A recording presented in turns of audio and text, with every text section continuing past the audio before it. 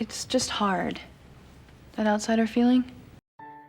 This episode from Buffy's 5th season isn't discussed nearly as much as some of the show's canonical episodes, but every time I watch it, I'm always surprised by just how moving it is.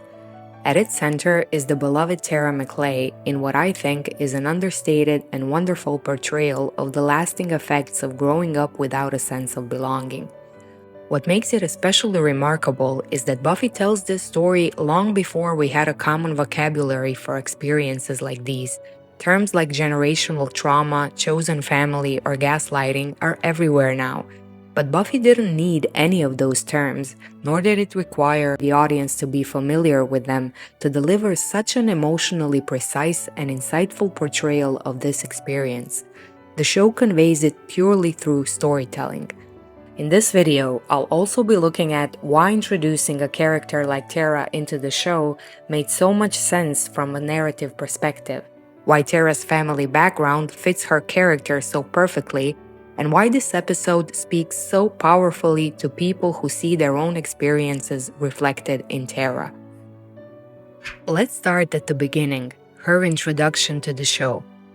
One thing Buffy the Vampire Slayer always mastered was creating romantic relationships that reflected exactly where a character was on their personal journey.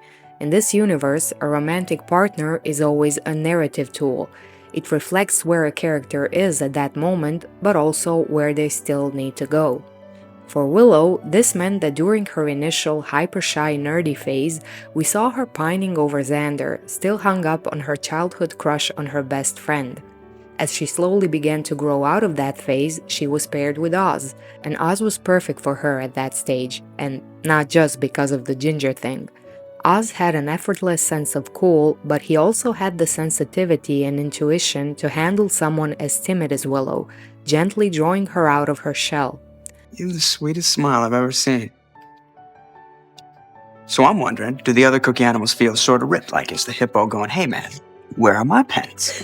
Regrettable as Seth Green's departure was, it gave the writers an opportunity to create a new love interest for Willow, one who could help take her character in new directions.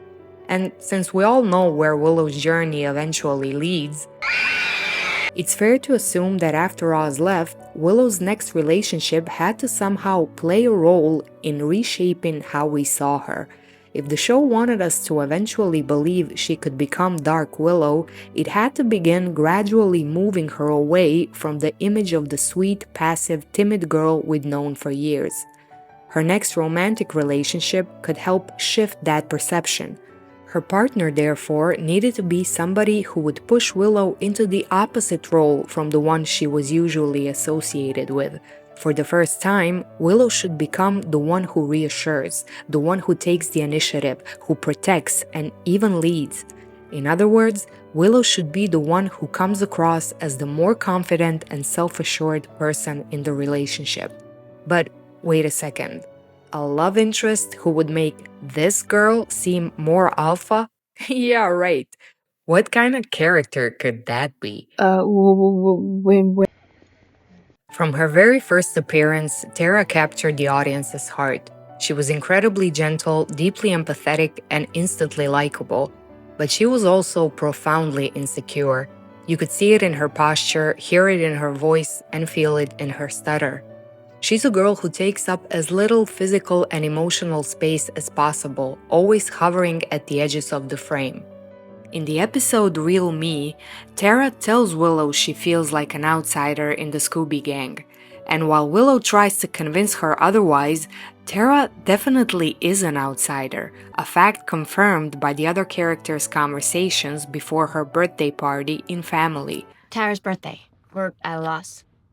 Well, it's not, the most thrilling social event of the season. I mean, I don't really know her that well. I know. I don't necessarily get her, but she's real nice. Yeah. For over a year, Tara sort of remained a mystery to both the Scoobies and the audience. But when her family arrives in Sunnydale, the curtain is finally pulled back. And suddenly, everything we'd previously seen from Tara makes perfect sense. We meet her overbearing father, a man who controls his family through fear and manipulation. and her brother, who carries on the family's casual cruelty. We also meet her cousin, Amy Adams, who is no better, having fully internalized the family's misogyny and helping to enforce it. When we finally learn about Tara's past, it's clearer than ever that for her, feeling like an outsider goes much deeper than just being the new girl in the Scooby Gang.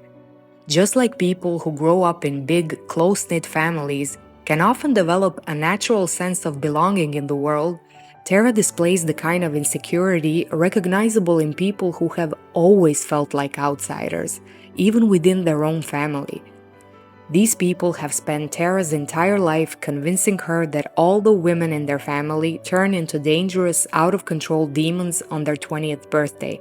It's a calculated form of generational gaslighting designed to keep Tara isolated, dependent, and ashamed of her own inherent magic. I have to make a small digression here by mentioning that the way the episode introduces Tara's brother is a great example of Buffy's amazing character writing. Nobody ever uses any labels to describe this guy or comments on him in any way. Yet, the brief interaction he has with the Scoobies at the Magic Box immediately tells us who he is. The scene paints a clear picture of a rude and bigoted person, completely convinced that his view of the world is simply the correct one. It's as if he can't tolerate the possibility that someone might see the world differently, so he can't resist provoking complete strangers in a passive-aggressive way. Hey, don't do a spell on me now. It's such a simple scene, and yet within seconds he's established as a type of person that's instantly recognizable. We learn about this family's treatment of Tara through every one of their interactions in this episode. Her cousin targets her with relentless guilt-tripping, while her father reminds her how the family looked after her for years, using that care to make Tara feel indebted to them. From the outside, it's easy for us to recognize this as manipulation, but Buffy captures an important psychological truth. When you're the one on the receiving end of it, it's incredibly difficult to see it for what it is. It's not that Tara is blind to what's happening, but she alone simply doesn't have the emotional foundation and strength to resist that pressure. Being alone in this situation, she can't stop their words from slowly becoming part of the way she sees herself. Because resisting abuse isn't simply a matter of willpower, it requires a foundation of safety. So Tara's insecurity isn't just a quirky character trait, it's a symptom. When people don't receive safety, validation, and a fundamental sense of belonging from their own family, they simply aren't equipped for the world in the same way as people who did. Growing up in that kind of psychological isolation can leave you with the underlying sense that your baseline state is a burden. It creates a lingering feeling you're occupying space you haven't really earned. Whether she's conscious of it or not, Tara carries that invisible weight into every room she enters. And that's exactly why the support she receives later in this episode isn't just comforting, it's what finally gives her strength to break free. After meeting her family, the Scoobies openly claim Tara as one of their own, unambiguously and in an act that feels almost performative or ritualistic, and it doesn't leave any room for doubt, because that's exactly what Tara needs at that moment. This scene is a masterclass in understated acting. There are no grand speeches about friendship. The show never spells anything out. Instead, the entire emotional weight of the scene rests on Amber Benson's face. Just gotta go through me. What? You heard me. It's just a look, but one instantly recognizable to anyone who spent their life on the outside looking in, aching for a place to finally land. In that moment, Tara's story speaks to every lifelong outsider for whom being so unequivocally accepted is the dream. Whether it's something they've consciously been searching for or a longing they've never even been able to put into words. She realizes she isn't a demon to be hidden away, but a person who's finally home. But the episode doesn't end there.